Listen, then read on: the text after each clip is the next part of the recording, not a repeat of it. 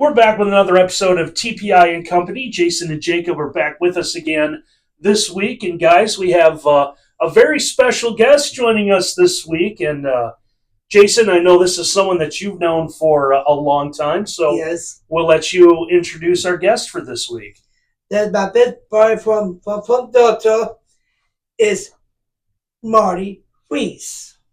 Was it just Mr. Freeze for the longest time? Yes. Okay, so Marty is a longtime educator, a friend of really all of us in this room, and he was gracious enough with his time to stop by and chat with Jason and Jacob today. So we're just kind of doing one of those long form interviews. We've seen a couple of them on the YouTube channel, so we figured we'd take the time with the weather getting a little bit colder and our visits outside kind of going away for the winter. We thought we'd sit down. So, fellas, you guys were working on some questions here for Mr. Freeze, so we'll let you take it away. Okay. How many years you been in the work field? In this field of dealing with working with young people in one capacity or another, this will be 45 years in Well, good. How long have you known your wife? I met, oh, I get to talk about my wife on a YouTube channel. This is wonderful. I was 19 years old and I met her on Labor Day weekend in 1973. She was a blind date.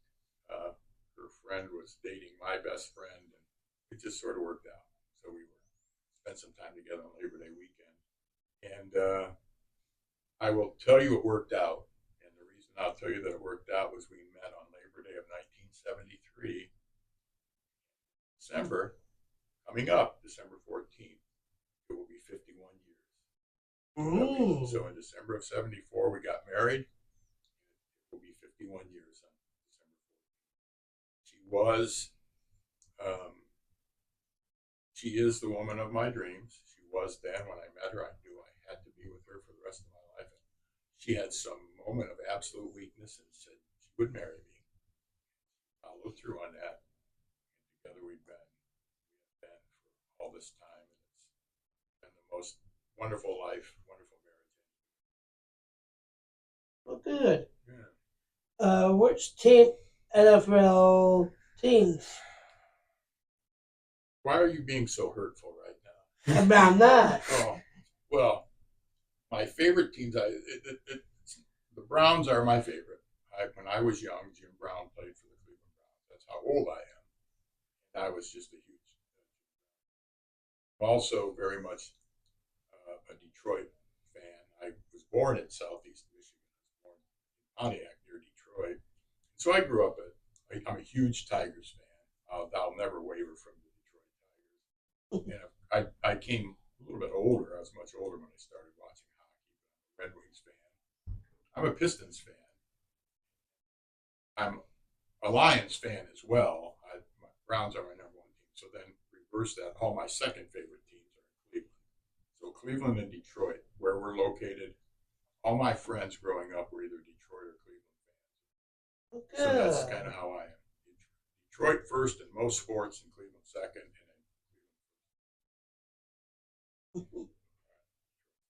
Do you have a favorite college?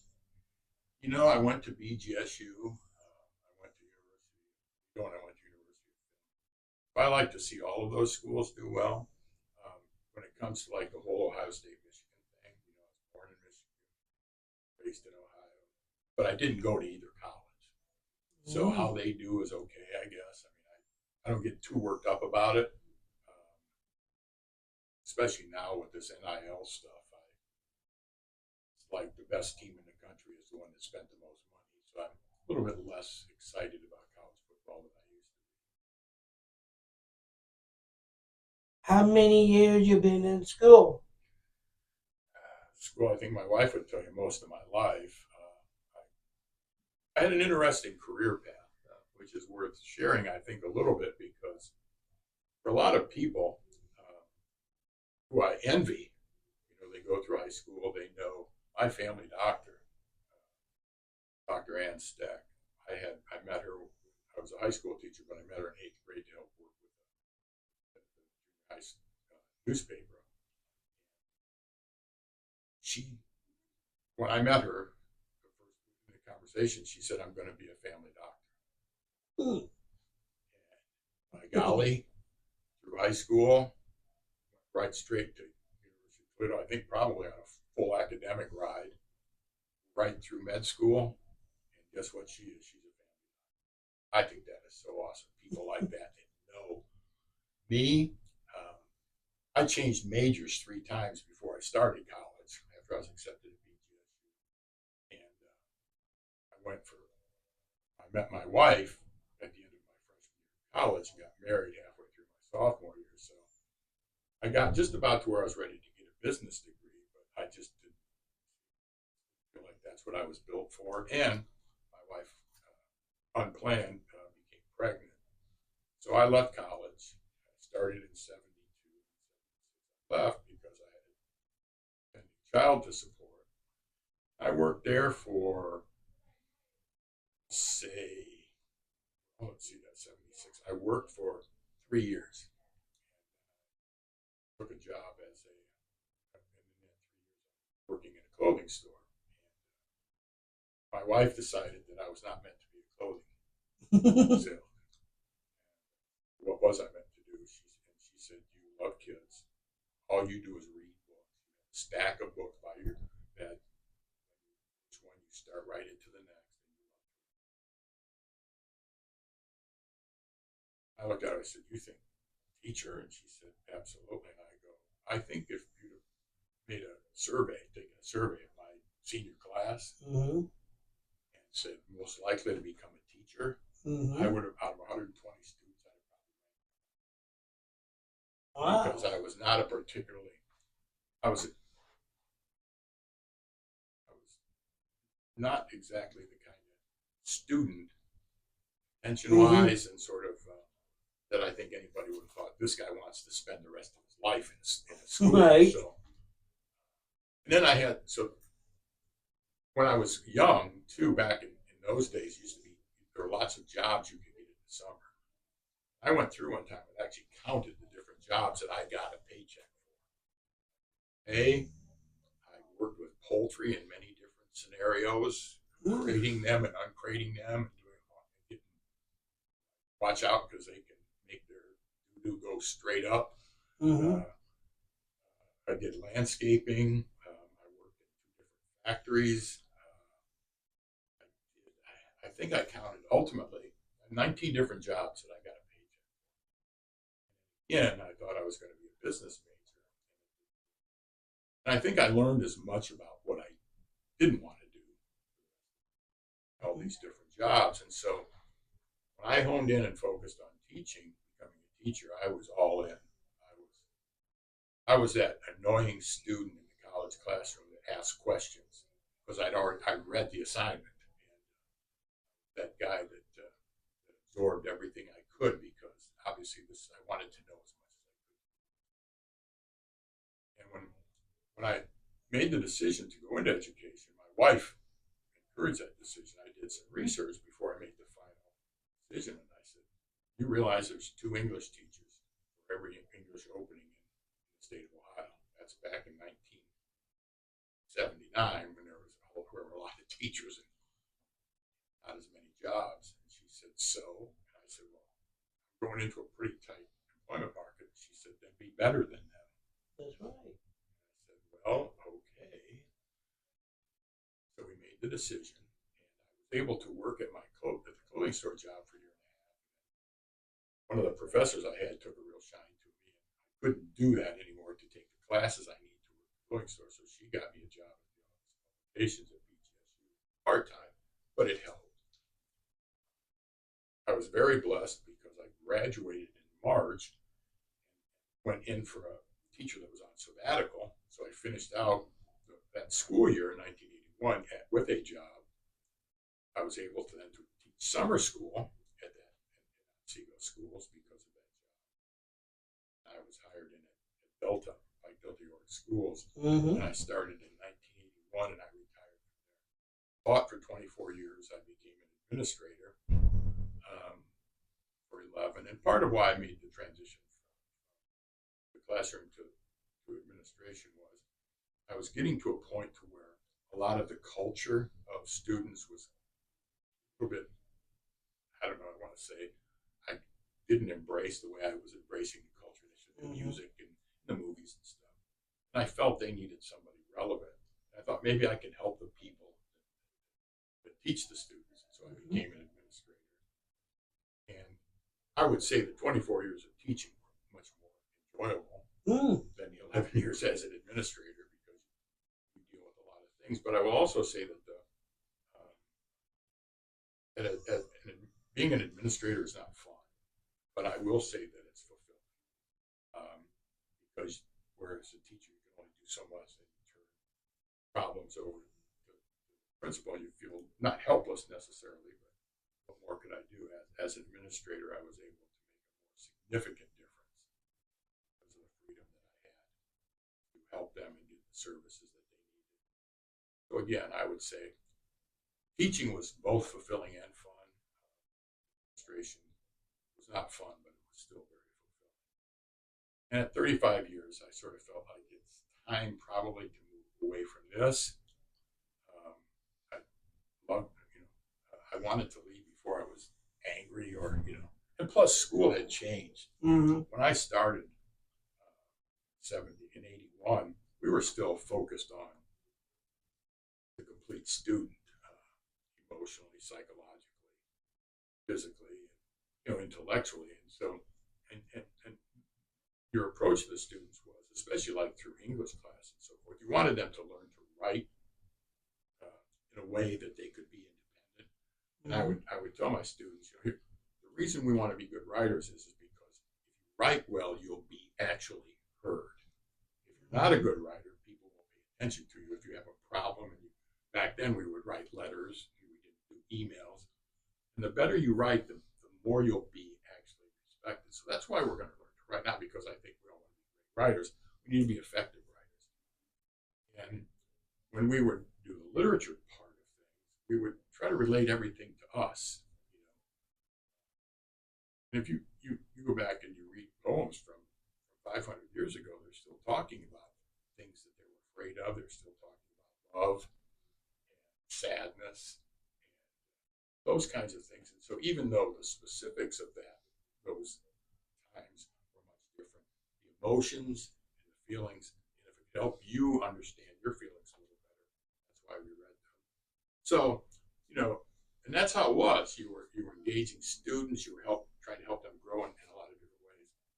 Once we started with the standardized testing, the way we moved to the end of course, well, they weren't end of course exams, but proficiency tests and all that.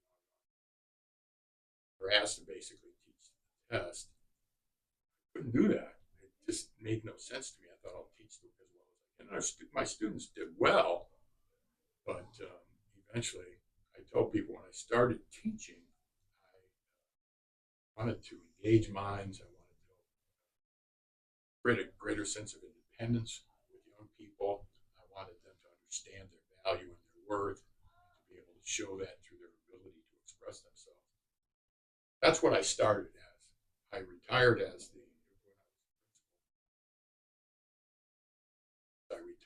the plant manager at the test factory. So I still feel that way a lot about the frustration that public education have right now, being asked to address test scores. Look at, I don't know, but when I was the principal, there was a thing called the teacher evaluation system. I think there were 8 things that we observed or that we evaluated a teacher with, and one of the 8 was knowledge of students.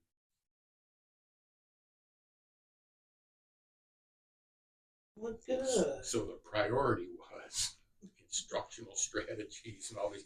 It wasn't how well do you know these kids. I knew it was time for me to do something else. And guess what? I ended up working for Triangular Processing when I retired from education. Kathy Shaw approached me that she'd gotten a grant for a program for young people who were struggling from the ages of 16 to 24, coming out of probation, pregnant or single moms with trying to find their way to many high school. Many of them were high school dropouts, getting them their diplomas. And it was very rewarding also, but it was emotionally hard because I was seeing the really profound struggles in human beings. I was incredibly moved by the courage of some of these young people, things that they had faced in their young age. I'm in my 60s at that time, never faced anything like what they've done. We're all just one or two bad decisions from a pretty different life. Mm-hmm. And when you make them when you're young, you have to fight the rest of your life to overcome them. We had a young woman who was pregnant. She had a tooth that was busted off. Mm-hmm. And as soon as she could get an appointment, Marion, Ohio, and it was in 6 months. Wow. So I said this has to, and so I was doing things, I don't know if they were the right thing or should have done. I took her to university. I don't know how that happened. I guess I looked pathetic, very sad. They just wanted me to leave. But so, doing things like that and just seeing their, fighting, the struggle with addiction. Wow, they inspired me. I would say within the first 2 months of doing it, I added another individual to my client list, and I had great hopes for him. He was bright, he was capable, and he was supposed to start on Monday, because we did this I can't remember how many week course on independent living, how to interview, just all kinds of life skill things. And it was 3 hours a day, 5 days a week. You're supposed to start on that Monday. I got a call from his father to tell me that his son would not be. I said, well, whoa. He sounded kind of odd. I said, let's not give up on this just yet. He goes, no. Yesterday morning, that he had overdosed. And so, again, seeing those struggles and seeing, like I say, the strength and the courage of so many young people was very inspiring, but it was also very emotionally draining. I didn't have the right makeup. I couldn't step away from it. And as you can tell, even talking about it still is it still has an impact on me. I still feel like I wish I could have done something. We have to be more. People that work in those fields are incredible for their so compassionate with the people. Step back from it. Done. I've got to go home. My wife said, you got to figure this out because you can't do this. Coming home and you're not letting it go. All weekend you're worried about the kid because this young person, because on Friday he seemed a little bit out of sorts. And you're worried the entire weekend. You're calling him. And he said, we can't do this. It's not fair to you. And that time, as we're talking about years in, I had really thought, I told Kathy here, I said, I can't do this. It's too much. And she understood. No longer, and I said that, then I was sort of casually approached by the Academy here in Wasion. It's a school, a spectacular school for special needs kiddos, from neurodiverse people, people that aren't normal, and who are my favorite people. There's that sixth sense, where dead people scary and stuff. I'm more that way with normal people. Normal people really freak me out. And so this is a neurodivergent community of students. It's largely autistic, but we have. Anyway, they had retired someone, and they asked me if I up because my daughter worked there, and they said, "What are you doing?" Soon I won't be doing anything. And they said, "What do you think about being a principal again?" I said, "No, I'm done with that stuff. Well, let's talk." So we talked, and they described what the job requirements and so forth. I said, yeah, I'll give it a whirl. They offered me the job. After a month, I told my wife, this is where I was always meant to be. This is where my journey has brought me. I was with the most incredible human beings on earth.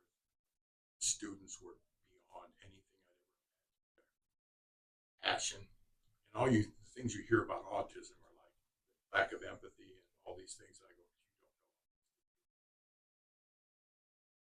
Staff, oh, they absolutely love these kids. They were driven by the motive of love. And they were so patient. And we deal with a lot of really intense behavior students who have a hard time called self-regulating. How they would lovingly and patiently bring them back. It'll be 8 years ago. My wife said, this is where your journey, all this entire journey of your life, this is where it brought you. She said, I've never seen you so happy. She said, looking in the eyes of Jesus every day, this place is so beautiful. Even when we have a staff that looks through the behaviors and sees the child. When you see looks of frustration on their faces, it's not because they're frustrated with the child. They're frustrated because they can't help him get back to self-regulating. At that time, now eventually they do.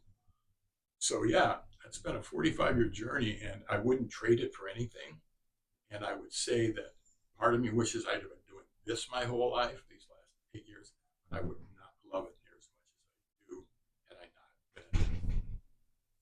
And it was a school where I thought, this is how, if I were building a school, this is how I would make it work. We would put kids together based on their cognitive levels, their behavioral levels, their developmental levels. And then we wouldn't worry about what grade you're in. We'd worry about where you are.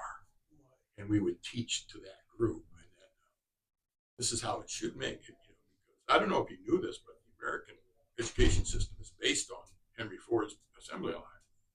Wondered how to set it up because we didn't have public ed, but we created child labor laws. They couldn't work in factories anymore, so they're wandering the streets, getting in trouble. So let's put them in school. They got to go to school now. Basically said, well, what's it going to look like? They said, well, Henry Ford's got a pretty good idea. Move them down the line. And so that's how we came up with grades. And what are grades based on? Your age. They're not based on what they don't take a test. How well do you read and put you in? No, they put you. You're 7 years old. You should know this. It makes no sense. It defies all logic. And so anyway, that's what our school does. It puts you where you're supposed to be. And you know what else it does? It tries to figure out. You show us what you know. We have alternate assessments so we can find out how smart that kid is, not how well he can fill in a circle. Number 2 pencil. So anyway, if I sound a little bit like an educational rebel, it's because I am. What a way to end a career. That's right. I'm 71, and Lord's willing, I've got another school year to finish. And my life circumstances make that more challenging than most. Mm-hmm. Days I'm at my age and fighting the health issues that I fight, I struggle to leave the house, but as soon as I walk in, I'm alive. There you go. And I'm fighting for every child I can fight. That's right. And people like you, that were in my school, I always felt that way. They said, you're very responsible for my attitude and my opinion That's right. and my feeling about neurodivergence. You came to school every day with a smile. Mm-hmm. You hated to see anyone sad. Tried to comfort them. You brought a sense of joy to learning. You learned as much as you could. You worked hard. You were respectful. Said, this is how the world should be. Right. You never bullied anybody. Nope. Actually, I think if you saw somebody being bullied, you would stick up for them. That's right. How people are meant to be. So now, guess what? I spend every day just like Right. you, building of Absolutely. people who care, have their outbursts, they come back to being pretty awesome. Well, they're awesome all the time. So you inspired me in ways that you don't understand, and part of why I find this where I'm working now, the greatest experience of my life is because you, 30 years ago, That's right. I met you and I said, this is how we're all supposed to be. That's right. You are an example, all of you, and Jacob, your kindness, the way you. I was working here at Triangular, and even though this wasn't part of my job, but going back in the work area, I would go back there every day. Always greeted me with an enthusiastic smile, and made me happy. Yeah, I'm a pretty lucky guy. Yes, you are. Yes, you are. Do you have any other questions? I mean, I talk a lot, don't I? I know. I know. What kind of music? I don't know how much time do we have. How many hours do we have? Well, music, yeah. I have a. This is absurd. I should not probably share this with you, but between mostly vinyl, but between vinyl and CDs, because I've gotten rid of a lot of my CDs simply because I never gave up on vinyl. Anytime anything, even when CDs had pretty much taken over, if there was something that was released on vinyl, something I wanted, I got it instead of the CD. This is a number that's going to probably sound pretty crazy. I have 3,050 titles between vinyl and CDs. One of my niece walked out and never seen my record collection. She said, "I feel like I'm in a record store." I have them all alphabetized and grouping in order of release. And I got my first album when I was in fourth grade, and it was Meet the Beatles. From that moment on, I've been collecting, and the Beatles are the ultimate band. And so, if you ask me what kind of music I like, well, if I say the Beatles, that means I like every kind of music because they had songs that were vaudeville, old vaudeville songs. They had stuff that was helter skelter, like crazy, almost screamo. So the Beatles, but if you looked at my record collection, you would probably be very confused because there was a period where there was this stuff called industrial music, which sounded like if you were in a factory. And then I also have albums by Petula Clark and Nancy Sinatra. I like melodies. I like music. I like all kinds. It hits me in different ways. So, yeah, I love folk music. I love rock music. I love alternative music. I love progressive, prog rock. Yeah, only style that, and I like roots country, not so much mainstream country, but there's a number of country artists that are more Americana, because that's very much in the folk vein. I like, you name a genre, and I probably have a record. I would say my least well versed would be rap. That's because I need guitars and drums and stuff. And it's not that I don't respect it, because I know a lot of people love it and it connects with them. So I absolutely respect it, but don't necessarily. I mean, I was kind of, and I'm an East Coast guy. If I mean, Public Enemy is my favorite. I have several titles. I also liked Boogie Down Production. And my son got me a little more into the LA scene. I do like some of that. NWA. But mostly, that's not my. And I am a Swiftie. Yep. I just wanted you to know. The reason I'm a Swiftie is because I have 4 granddaughters. Well, and 3 of them. 6-year-old. Others are both in college. They're Swifties. Well, one is much more of a Swiftie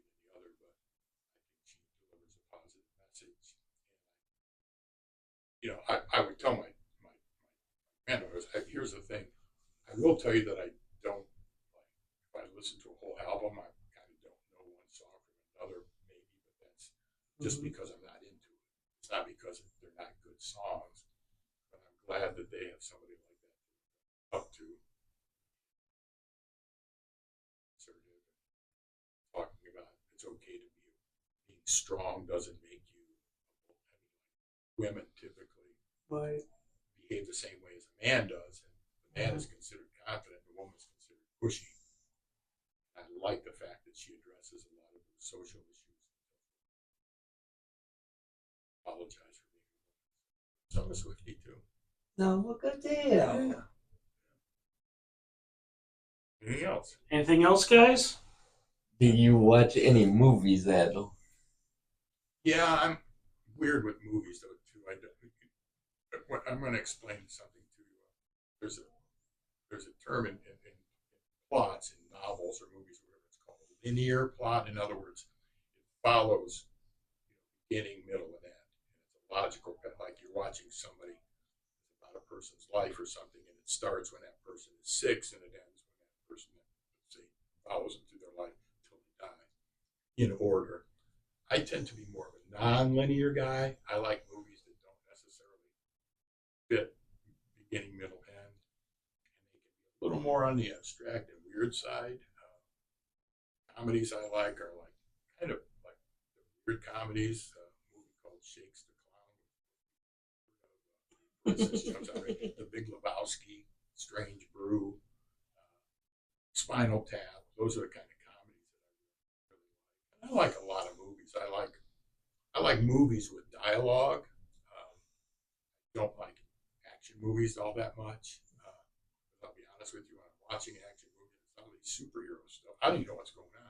When they start going into like the ones that when my kids were younger, I would take our. Oh no, what were the ones with the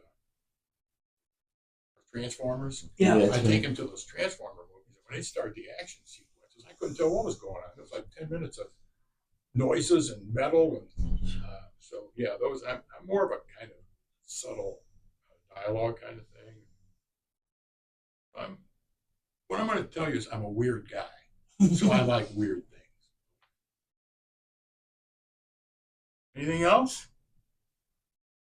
I think that's about it for me. Yeah. What Is that you it, think, guys? Yeah. All right. Well, we want to thank Marty for taking time out of his day to stop by and talk to us. And I think that's going to wrap up this edition of TPI and Company. So we want everyone to please like and subscribe to the YouTube channel. Right, fellas? Correct. That's right. And so we'll have some more things in store for you coming up this winter. Make sure you follow along the Triangular Processing Facebook page. I know Jacob's been involved with the recycling tip of the week. Him and Andrew will have another recycling tip on Facebook tomorrow. So look forward to that, and we'll talk to you guys next time. So one more thing, Marty. You take all the time you want. It was an honor. This was a true honor to spend time with such remarkable young men. Well, you're not young anymore, but you're way younger. Spend time with such remarkable human beings. And I am grateful that you are in this world because you make it a better, stronger, and safer place. Thank you. You're welcome. All right, with that, that wraps up another episode, and we'll talk to you guys next time.